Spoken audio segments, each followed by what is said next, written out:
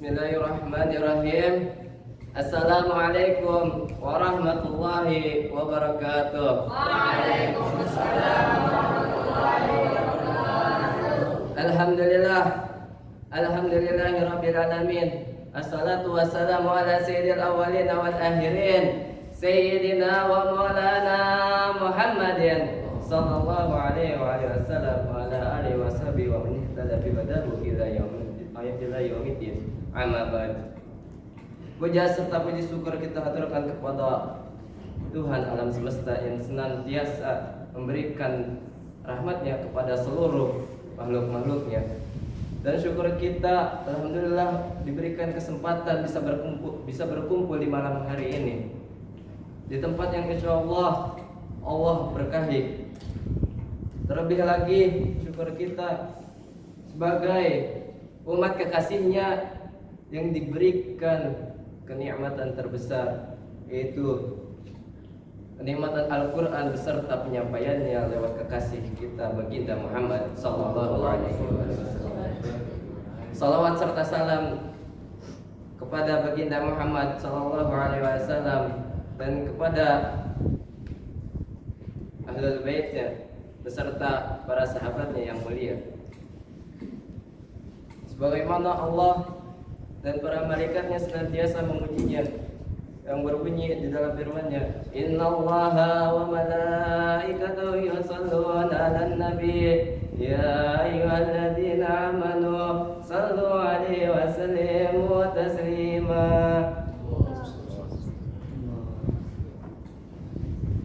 Yang terhormat kepada seluruh dewan guru, terlebih lagi kepada pimpinan pondok kita, guru besar kita Al-Habib Abdul Qadir Alamsi. Dan begitu juga yang saya hormati dan saya cintai kepada seluruh teman-teman dan para hadirin sekalian. Wahai hadirin sekalian yang Allah banggakan, iman yang tiada tara bersamaan metode yang sempurna melaksanakan perintah-perintahnya seakan tiada sedikit pun rintangan di kehidupan dunia. Wahai saudaraku, sebenarnya apa yang diri kita inginkan ini? Tentu yang kita inginkan adalah suatu ketenangan. Tapi banyak sekali di antara kita yang lalai dan lupa bagaimana cara mendapatkannya. Yang mana mereka mendapatkan ketenangan itu yang mereka anggap suatu ketenangan dan kebahagiaan. Lantas apa yang mereka dapatkan? Yang mereka dapatkan hanyalah menambah keburukan, menambah pikiran, hanya mendapatkan kehampaan yang di dalamnya penuh penyesalan. Itu kenapa? Karena kurangnya keyakinan kepada Allah Subhanahu wa taala, kurangnya ilmu dan lain sebagainya. Padahal Allah Subhanahu wa taala mengingatkan kita, senantiasa selalu mengingatkan kita di dalam firman-Nya. Di dalam Quran surat Ar-Ra'd ayat 28 yang berbunyi, "Ala bi dzikrillahi tatma'innul qulub." Kata Allah Subhanahu wa taala, ketahuilah dengan mengingatku, dengan mengingat Allah, hati menjadi merasa tenang, merasa damai. Tapi lantas banyak sekali di antara kita yang salah dalam memperolehnya, yang mana mereka memperoleh ketenangan tersebut lewat cara yang tercela, seperti meminum khamr, meminum obat-obatan, menggunakan suntikan dan lain sebagainya. Di dalam kitab Fikih Sunnah karangan Syed Sabiq menjelaskan tentang metode ilahi dalam pengharaman khamar. Bahwasanya orang Arab dahulu mereka senantiasa mengkonsumsi khamar. Sampai setelah Nabi Muhammad SAW hijrah dari Makkah ke Madinah. Setelah itu banyak sekali para sahabat yang bertanya-tanya tentang hukum khamar setelah mereka meninjau. Banyak sekali dampak buruknya, dinamisnya itu lebih besar terhadap, dan dampak buruknya itu sangatlah besar, entah itu kepada peminumnya, pengkonsumsinya, atau kepada selainnya.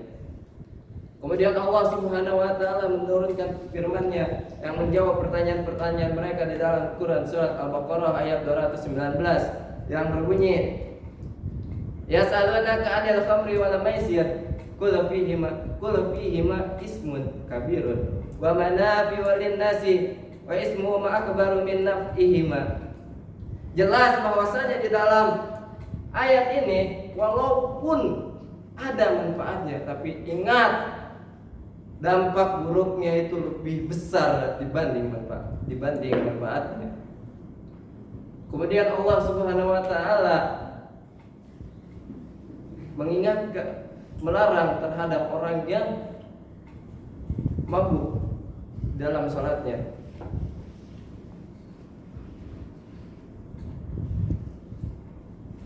Allah Subhanahu wa taala berfirman, Ya ayyuhalladzina amanu la taqrabus salata wa antum sukara hatta ta'lamuna ma taqulun. Sebab menuju ayat ini bahwasannya ada seorang sahabat, dia sholat di dalam keadaan mabuk. Kemudian dia mengatakan di dalam sholatnya, Qul ya ayyuhal kafirun a'budu ma ta'budun. Nauzubillahi min dzalik. Kemudian setelah itu Allah Subhanahu wa taala mengharamkan secara tegas tentang pengharaman khamar. Yang berbunyi ayatnya, Ya ayyuhalladzina amanu innamal khamru wal maisiru wal ansabu rijzum min amali syaitani fajtanibuhu la'allakum tuflihun. Innama yuridu syaitanu ay yuqiya bainakumul adawata wal baghdha fil khamri wal maisir wa yasaddakum an dzikrillahi wa an salati fa antum muntahun.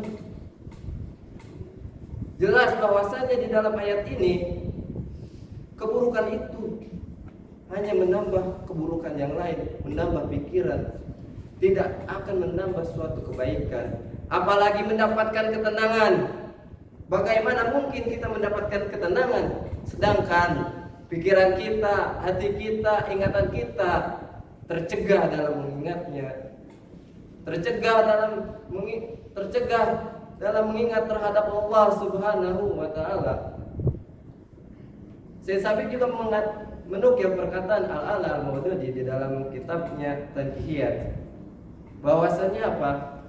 Negara-negara modern setelah meninjau, setelah memperhatikan bahwasanya banyak sekali mudaratnya di dalam khamar, dan pernah suatu negara yaitu Amerika, dia membuat undang-undang pengharaman khamar dengan dia berusaha dengan berbagai macam cara, seperti menyebarkan majalah-majalah, poster-poster, sinema, lain sebagainya, sampai dia telah menghabiskan $60 million, 10 bilion lembaran-lembaran kertas, sampai telah menghabiskan lebih dari 250 posterling selama lebih di dalam 14 tahun lamanya.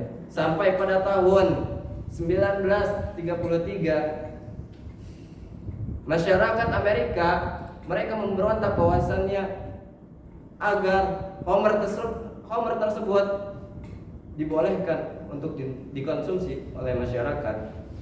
Kemudian negara Amerika pun membolehkan masyarakatnya di dalam mengkonsumsi khamr.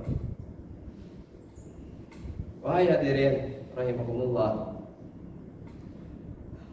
Lihatlah, sedangkan Islam di dalam mengharamkan khamar, di dalam memberhentikan mengkonsumsi khamar hanya membutuhkan waktu cuma 3 sampai 4 tahun saja.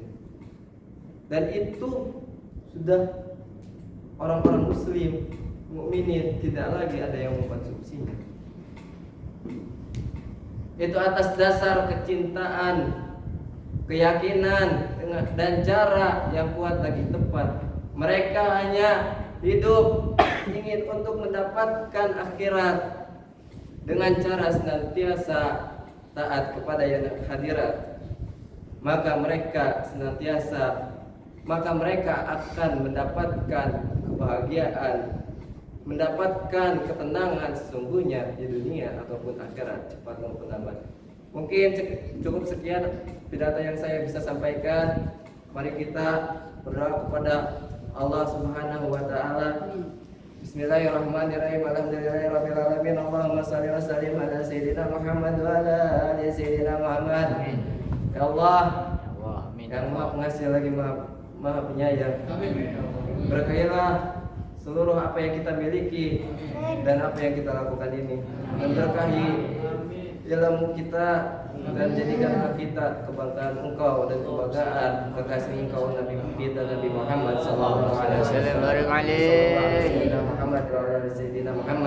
Assalamualaikum warahmatullahi wabarakatuh.